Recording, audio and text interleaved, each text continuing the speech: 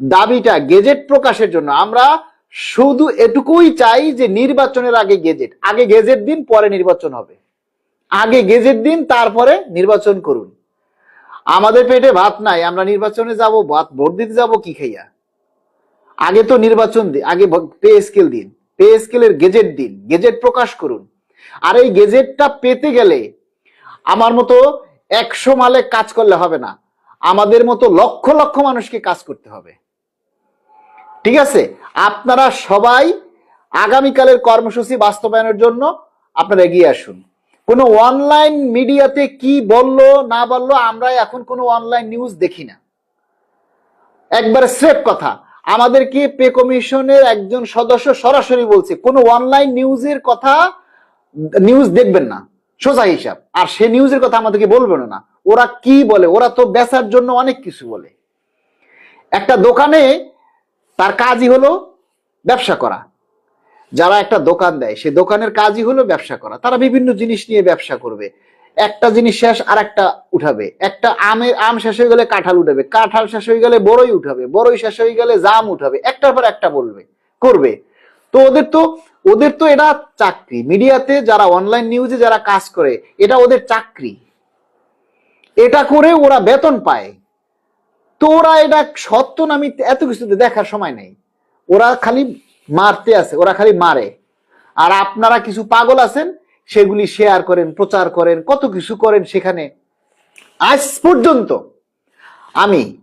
পর্যন্ত কোনো অনলাইন নিউজে আমি একটা কমেন্টস করি নাই। আজ পর্যন্ত কোনো অনলাইন নিউজে আমি একটা লাইক দেই নাই। কেননা ওদের নিউজের কোনো সত্যতা নেই। সুতরাং আমি কার নিউজ সত্য, কার নিউজ মিথ্যা, সেটাও আমি বলতে চাই না। আমরা বলতে চাই যে আমরা যে কর্মসূচি কেন্দ্র থেকে ঘোষণা করা হয়েছে, সেই কর্মসূচি আপনারা পালন করুন। আজকে জানেন, আজকে মাসের 15 তারিখ। আজকে মাসের 15 তারিখ। আমার এখনো মাসের 15 দিন বাকি। জানুয়ারি মাসের এখনো 15 দিন বাকি। মাসের শুরুতে ছেলে মেয়েদেরকে স্কুলে ভর্তি করেছি, তাদের বই পুস্তক লাগছে, স্কুল ড্রেস লাগছে, অনেক আনুষঙ্গিক অনেক কিছু প্রয়োজন। এত কিছু করতে গিয়ে এখন আমার হাতে বাজার করার টাকা নেই। বাকি 15টা দিন কিভাবে চলবো সেই চিন্তায় অফিসে গেলে ঘুম আসে, কাজে মন বসে না, একটা কাজ করলে ভুল হয়। তো এই জিনিস নিয়ে তো অফিস করা যায় না। এত অভাবের চিন্তা নিয়ে, এত কিছু নিয়ে কি চিন্তা করা যায়? এমডি আয়নাল হক লিখছেন, তাই বলে কি মিথ্যা লিখবে? আপনি যাচাই করেন না ভাই, যাইয়া সত্য লিখবে না মিথ্যা বলবে, আপনি গিয়ে যাচাই করেন। আমরা জানি কে সত্য লেখছে, কে মিথ্যা লেখছে, এগুলি কি আমরা জানি নাকি আমার সাথে আলাপ করে লিখছে? ফাও ফাসাল না বইলা কালকের কর্মসূচিতে পালন করেন, এবং কালকের কর্মসূচি কারা কারা পালন করছেন, কোন কোন জেলা থেকে কতজনে কর্মসূচি পালন করছেন তার ছবি দিবেন, নাহলে আপনাদের খবর আছে। পে স্কেল বাইকটা খাওয়াই দেবো একবারে। যদি কর্মসূচি পালন না করেন, আপনার কেন্দ্রে বসে আপনাদেরকে এই কর্মসূচি দিব আর আপনারা হুক্কা হুয়া করবেন বাসায় বইয়া, ঘরে বইয়া, এইগুলি চলবে না। একবারে সব কিছু বাদ দিয়ে দেবো পে স্কেল, তখন হইলে হইবে, না হইলে না হইবে। আপনারা সবাই শুধু মজা করেন, তাই না? সবাই কেন্দ্রে বইয়া মানে পরিশ্রম করবে আর আপনারা মজা করবেন। ওয়ালাইকুম আসসালাম।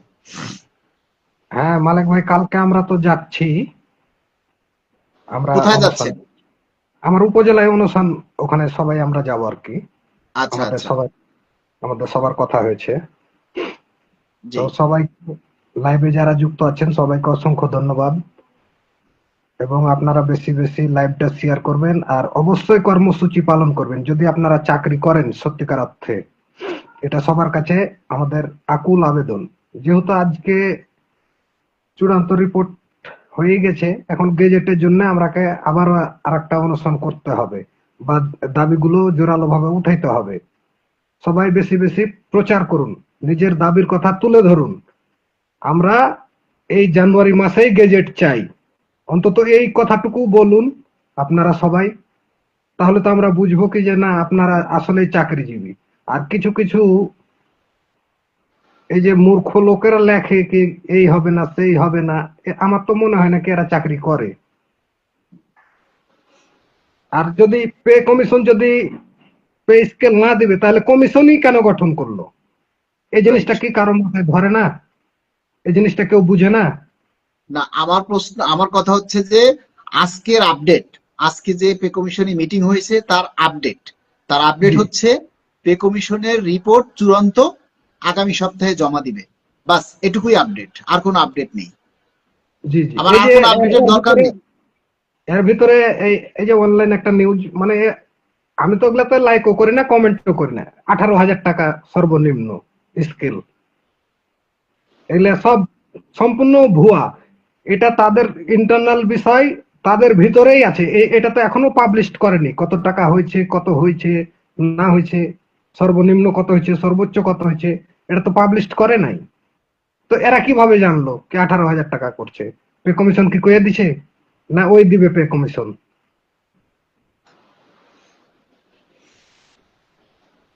তো আপনারা গুজবে কেউ মানে কান দিবেন না, আর অনলাইনের এই নিউজের দিকে আপনারা কেউ দেখবেন না।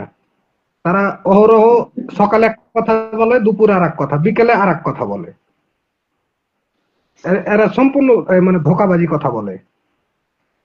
তাই আপনারা সবাই এই থেকে বিরত থাকবেন, এই অনলাইন নিউজ থেকে সবাই বিরত থাকবেন। আমরা যেটুক সান্ত্বনা পাই বা একজনে ভালো লিখছে পাই। একজনে জি লিখছে যে মাজিদুল হক বিজয়, উনি লিখছে গ্রেড নাকি 20টাই থাকবে, তাহলে কমিশন 6 মাসে কি করলো? আপনি কালকেই একটু কমিশনে যান দয়া করে, কমিশনের চেয়ারম্যান স্যার আপনাকে ডাকছে, আপনি গিয়ে জিজ্ঞেস করেন যে স্যার গ্রেড যদি 20টাই থাকে তাহলে আপনি 6 মাসে কি করছেন। এই প্রশ্নটা এই কথাটা তো চেয়ারম্যান বললাম। স্যারের কাছে গিয়ে জিজ্ঞেস করেন। আমরা তো জানি না ভাই 6 মাসে কি করলো, আমাকে প্রশ্ন করে কোনো লাভ আছে? ওনার তার মানে ভাই, দায়িত্বই 6 মাস, ওনাকে সরকার টাইমই দিছে 6 মাস। আপনাদের কপাল ভালো, ওনার দায়িত্ব শেষ হবে, 6 মাস শেষ হবে ফেব্রুয়ারি মাসের 14 তারিখে। তো আমাদের ভাগ্য ভালো যে 1 মাস আগে দিচ্ছি। যদি এই মাসের 20 তারিখের মধ্যে আগামী মাসেও যদি রিপোর্ট, আগামী সপ্তাহে যদি রিপোর্ট জমা দেয় পে কমিশন, তাও প্রায় 1 মাস আগে রিপোর্ট জমা দিচ্ছে। এটাই আমাদের জন্য ভাগ্য ভালো। উনি যদি চায় যে না আমি একদিন আগেও, আমাকে সরকার 6 মাস বলছে, আমি একদিন আগেও রিপোর্ট জমা দিব না, কি করতে পারবেন আপনারা? কি মালিক ভাই, করবেন বলেন? আপনার আপনার হোয়াটসঅ্যাপ নাম্বারটা আমাকে দিয়েন। না, যদি রিপোর্ট পে কমিশন এক টাইম শেষ না করার আগে না দেয় তাহলে কি করার আছে আমাদের? এখনো তো সময় আছে ওদের রিপোর্ট জমা দেওয়ার। যদি 6 মাস যেটা দিয়েছে, তাহলে ফেব্রুয়ারি মাসের 14 তারিখে এটা শেষ হবে, 6 মাসের মেয়াদ। এটা তো জানুয়ারির 15 তারিখ। সর্বোচ্চ কত হয়েছে, সর্বনিম্ন কত হয়েছে, এগুলি তো আমরা জানি না ভাই। এগুলি গেজেট প্রকাশ ছাড়া কেউ বলতে পারবে না যে আসলে সর্বনিম্ন কত হইলো আর সর্বোচ্চ কত হইলো। কেউ যায় যে যা বলছে, এটা যার যার মুখস্থ কথা। ওই আশেপাশে শুনে কত হয়েছে, আমাকে আজ পর্যন্ত আপনারা কেউ বলতে শুনছেন যে আমি কি কখনো বলছি আজ পর্যন্ত যে গ্রেড 16টা হবে, 15টা হবে, 14টা হবে, এইরকমের কোনো কথা কেউ কোনো প্রমাণ দিতে পারবেন যে না আমার এই ভোরের আলোর পেজ থেকে কখনো আপনাদেরকে বলা হয়েছে যে গ্রেড এতটা হবে? অথবা এরকম কোনো কথা বলা হয়েছে যে সর্বনিম্ন স্কেল 16,000, 18,000, 20,000, 25,000 কোনটা হবে? এরকম কোন তথ্য এই ভোরের আলো পেজ থেকে কি আপনাদেরকে দেয়া হয়েছে? আপনারা কেউ প্রমাণ দিতে পারবেন? কখনো বলিনি।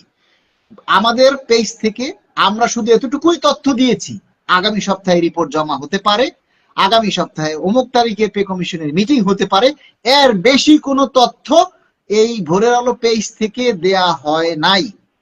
কেউ প্রমাণ দেখাইতে পারবেন না, কারণ আমি আজাইরা কথা বলি না, আমি যেটা এগুলো শুনি সেটাই বলি। এখন এগুলো আমি ভাই বললাম, নিজের যেমন মন গড়ানো এখন কথা। আমি বললাম, মনে করেন আমি বললাম পে কমিশনের রিপোর্ট চূড়ান্ত, এখন আগামী সপ্তাহে জমা দিবে, আগামী সপ্তাহে মানে 21 তারিখে জমা দিবে বলেই দিলাম, জান 21 তারিখে রিপোর্ট জমা দিবে। এখন কোন কারণে যদি কমিশন 21 তারিখে রিপোর্ট জমা না দেয় তাহলে কি করার আছে বলেন? কিচ্ছু আমরা করার নাই। সিদ্ধান্ত নিলাম, আমরা সিদ্ধান্ত নিলাম যে আগামী কালকে বরিশাল যাব, টিকিট কাটা হয়ে গেছে। এখন তাৎক্ষণিক ভাবে হঠাৎ একটা সমস্যা হয়ে গেছে যার কারণে আমার যাওয়া হয় নাই, বরিশাল যাওয়া হয় নাই, কিন্তু টিকিট কাটা হতে পারে না? হতে তো পারে কি হয়ে মানুষের দুর্বল মানে এখন আমরা বললাম যে আগামী সপ্তাহে জমা দিবে, কোনো কারণে জমা দিল না, তখন আপনারা বলবেন আপনার তথ্য সঠিক না, আপনি যাহা বলিয়াছেন তাহা ভুল বলিয়াছেন, আপনার কথা সঠিক নয়। তো এই হচ্ছে, এই জন্য আপনাদেরকে আমরা কিছু বলতে চাই না, এজন্য শুধু এতটুকুই বললাম আগামী সপ্তাহে জমা হবে। এখন আগামী সপ্তাহে কত তারিখে এক্স্যাক্টলি সেটা আমি বলতে পারি না। এটা এটা আর কিন্তু বলতে পারেন। সর্বনিম্ন স্কেল আর সর্বোচ্চ স্কেল এটা তো দূরের কথা, এগুলি বাহিরের কেহই জানে না, পে কমিশনের সদস্য ব্যতীত বাহিরের কেহই এই কথা জানে না যে গ্রেড সংখ্যা কত, সর্বোচ্চ কত, সর্বনিম্ন কত, এ সমস্ত কোনো কথা বাহিরে কেউ প্রকাশ করে না। তারপরও আমরা শুধু এতটুকুই শুনে সন্তুষ্ট, আলহামদুলিল্লাহ, যে কমিশন অন্তত 1 মাস আগে তাদের রিপোর্ট জমা দিতে যাচ্ছে এবং তারা চূড়ান্ত করছে, এটার জন্যই আমরা আল্লাহর কাছে শুকরিয়া আদায় করি। আবার কিছু বলদ আছে, তারা কমেন্টস করে সঠিক খবর না শুনিয়া আমরা আলহামদুলিল্লাহ বলবো না। আরে গাধা, তুই কি মুসলমান? হ্যাঁ, একটা আচ্ছা, মুসলমানের, অর্থ একটা কমে যাবে। মুসলমানের আলহামদুলিল্লাহ বলার জন্য কি কোনো কারণ লাগে? না না, এখানে কি উনি আলহামদুলিল্লাহ পড়লে কি উনার সোয়াব কমে যাবে নাকি? হ্যাঁ, না, আরে বললে ভাই, সোয়াব বাড়ে। আপনি যদি, আপনাকে যদি কেউ জিজ্ঞেস করে আপনি কেমন আছেন, আপনি মহা বিপদে আছেন, তার তারপরে মধ্যেও আপনাকে আলহামদুলিল্লাহ বলতে বলবেন। হবে কি আলহামদুলিল্লাহ, আলহামদুলিল্লাহ। তখন হ্যাঁ, আল্লাহ সন্তুষ্ট হবে। তার মানে কি, আপনি বিপদে থেকেও আপনি আল্লাহ আলহামদুলিল্লাহ শুকরিয়া বলছেন, আদায় মানে কি করছেন। আল্লাহ শুকরিয়া আদায় করছেন, তখন আল্লাহ আপনার বিপদকে অটোমেটিক্যালি কাটাইয়া দেবে, যে আমার বান্দা এত বিপদের মধ্যে থাইকাও সে বলছে আমার শুকরিয়া আদায় করছে যে সে ভালো আছে। তখন আল্লাহ দেখবেন এরকমের শুকরিয়া যখন আপনি আদায় করবেন, দেখবেন যে আল্লাহ কখন আপনার বিপদকে দূরে সরাইয়া দিছে। তো আলহামদুলিল্লাহ বললে আপনাদেরকে কারণ বলতে হবে, নিশ্চয়ই কোনো কারণ থাকবে। তো সেখানে আপনাদের অনেকের কমেন্টস দেখছি যে পুরা তথ্য না দেখে আলহামদুলিল্লাহ বলবো না, এরা নাকি এখানে সাচ্চা মুসলমান। বলেন পজিটিভ হোক। সাদমনির ভাই, এরা নাকি সাচ্চা মুসলমান। আরে ভাই, আগে মুসলমান হও তুমি, তারপরে আলহামদুলিল্লাহ বলো। তোমার আলহামদুলিল্লাহ বলার দরকার নাই, তুমি যাই বলো, বলো হরি হরি বল, বলো হরি হরি বল, যাও এগুলি বলো গিয়া, তোমার আলহামদুলিল্লাহ বলতে হবে না। জয় আমরা শ্রীরাম বলছি। আমরা প্রতি মুহূর্তে আলহামদুলিল্লাহ বলি, ভালো খবরও আলহামদুলিল্লাহ বলি, খারাপ খবরও আলহামদুলিল্লাহ বলি। কারণ প্রতিটা কথায় যখন আপনি আলহামদুলিল্লাহ বলবেন, আল্লাহ শুকরিয়া আদায় করবেন, তখন আল্লাহ অটোমেটিক্যালি আপনার উপরে সন্তুষ্ট হয়ে যাবে। আল্লাহ আলহামদুলিল্লাহ এমনিতেই বলার সুস্থ জন্য হয়। প্রকৃত মুসলমানের কোনো কারণ লাগে না। আপনি সুখেই থাকেন আর কষ্টেই থাকেন আর দুঃখেই থাকেন, আলহামদুলিল্লাহ এটা আল্লাহ তো শুকরিয়া আদায় করাই লাগবে আপনাকে, আপনি যদি মুসলমান হন। দেখবেন আপনি অনেক যে মানুষ আছে, জিজ্ঞেস করলে ভাই কেমন আছেন, আরে ভাই ভালো না, কোয়েন না, বিপদ একটার পর একটা আইতেই আছে। ওর বিপদ কখনোই যাবে না, ওর বিপদ কখনোই যাবে না, ও কখনোই ভালো থাকবে না, কেননা ওর মধ্যে শুকরিয়া নেই। ও সবসময় শুকরিয়া এতটুকুই, ভালো আছি মানে খারাপ আছি, বিপদে আছি, অসুখে আছি, কষ্টে আছি। আল্লাহর কাছে শুকরিয়া কিন্তু আদায় যারা করতে দেখবেন, জানেন। যারা মুমিন বান্দা, যাদের মধ্যে আল্লাহর ভয় আছে, ওরা যদি কঠিন বিপদে থাকে, অসুস্থ থাকে, তারপরও যদি কেউ জিজ্ঞেস করে ভাই কেমন আছেন, বলে আলহামদুলিল্লাহ ভালো আছি, কিন্তু ভাই শরীরটা ভালো না, এটা বলা যায়। কিন্তু শুকরিয়াটা আল্লাহর কাছে সে আদায় করে নিছে। ওই যে একটা নাটক দেখছিলাম, ওই এক লোক গরু কিনতে যেতেছিল বাজারে। তো রাস্তায় এক মুরব্বী জিজ্ঞেস করছে আপনি কই যাবেন? না তো কুরবানির জন্য গরু কিনতে। তো বলেন কি যে আলহামদুলিল্লাহ। তো আল্লাহর শুকরিয়া আদায় করে না, হাটে যা পকেট মারছে। তারপরে তখন আবার ওই লোকের সাথে আবার দেখা, রাস্তায় ব্যাক করছে, কি চাচা গরু কিনা হয়েছে? কইছে আলহামদুলিল্লাহ, মানে পকেট মেরে নিছে। কইছে এখন আলহামদুলিল্লাহ বলে লাভ হবে না, আপনার পকেট মেরে নিছে, আলহামদুলিল্লাহ আপনাকে তখনই বলা লাগতো। তো এরকম হচ্ছে আমরা মুসলমান। জি, তো যাই হোক, আমরা আমাদের বিষয়টা মালিক হচ্ছে আপনার নাম্বারটা আগামীকালকে আমাকে। সারা বাংলাদেশে যে হ্যাঁ, কর্মসূচি, সেই কর্মসূচি আপনারা কিভাবে পালন করবেন, কোথা থেকে কে কোন জায়গা থেকে পালন করবেন সেইটা বলেন, কর্মসূচি নিয়ে কথা বলেন। আগামীকালকে যে কর্মসূচি, সেই কর্মসূচির মাধ্যমে সারা দেশকে কাঁপিয়ে দেন। যদি পারেন সেটা করেন, ঘর থেকে বের হয়ে আসেন। যারা চুরি পরে এখনো ঘরে বসে আছেন, তারা সেই চুরি চারি ভেঙে ঘর থেকে পুরুষ মানুষের মতো বেরিয়ে আসেন। আগে পুরুষ হন, দাবি আদায়ের জন্য সংগ্রাম করেন, নিজের অধিকার চাওয়ার মতো সাহসিকতা অর্জন করেন, নিজের দাবি আদায় করার মতো শক্তি সাহস দুটা অর্জন করেন, তারপরে দাবি বাস্তবায়নের কথা চিন্তা করেন। আগে পুরুষ মানুষ হন, পুরুষ হইতে হবে তো, তাই না? লেডিস হয়ে ঘরে বসে থাকলে তো দাবি আদায় হবে না, পুরুষ মানুষ হইতে হবে। না, অনেকগুলো অনেক আছে। অনেক লেডিস তারা কিন্তু নিজেদের দাবি আদায়ের জন্য পুরুষ মানুষের মতো ঝাঁপিয়ে পড়ছে, আর আপনি পুরুষ মানুষ হয়ে লেডিসের মতো ঘরে লেজ গুটিয়ে বসে আছেন। এইখান থেকে বেরিয়ে আসেন, এখান থেকে বেরিয়ে আসেন, আগামীকালের কর্মসূচি পালন করেন। আমরা যেন সারা দেশে যেন এই যে কি বলে, সারা দেশের মানুষ যেন আমাদের কর্মসূচি পালন করে। আপনি আলফাসউদ্দিন একটা কমেন্ট লিখছে, ওনার কমেন্টটা না পড়ে পারছি না, লিখছেন আপনি একজন অহংকারী এবং দাম্ভিক, বুঝছেন? কোথায় গেল আলফাজউদ্দিন? আচ্ছা, পাইছি। আলফাজউদ্দিন লিখেছেন আপনি একজন অহংকারী এবং দাম্ভিক ব্যক্তি। পে স্কেলের নিউজে ধর্ম টেনে নিয়ে আসেন কেন? আপনার পেজে আলহামদুলিল্লাহ লিখতে হবে, নিজে নিজে পড়লে হবে না, ভিউ বিজনেস শেষ হয়ে যাবে কিছুদিনের মধ্যে। হ্যাঁ, আপনি মনে মনে পড়েন, কোনো সমস্যা নাই, আপনি মনে মনে পড়েন, কিন্তু যারা আপনার মতো করে লিখে, কমেন্ট করে লিখে, আরে ভাই আপনি না বলেন, না লিখেন না, কিন্তু আপনি যদি বলেন সঠিক মানে সঠিক খবরটা না পাওয়া পর্যন্ত আলহামদুলিল্লাহ বলবো না, তাহলে আপনি তারে কি বলবেন? আমি যদি অহংকারী হই, তাহলে আপনার তো এখানে থাকার দরকার নাই ভাই, আপনি চলে যান। অহংকারী মানুষের সাথে আপনি থেকে তো পোষাইতে পারবেন না, তাই না? আপনারা অহংকারী মানুষের সাথে যারা মনে করেন তারা চলে যেতে পারেন।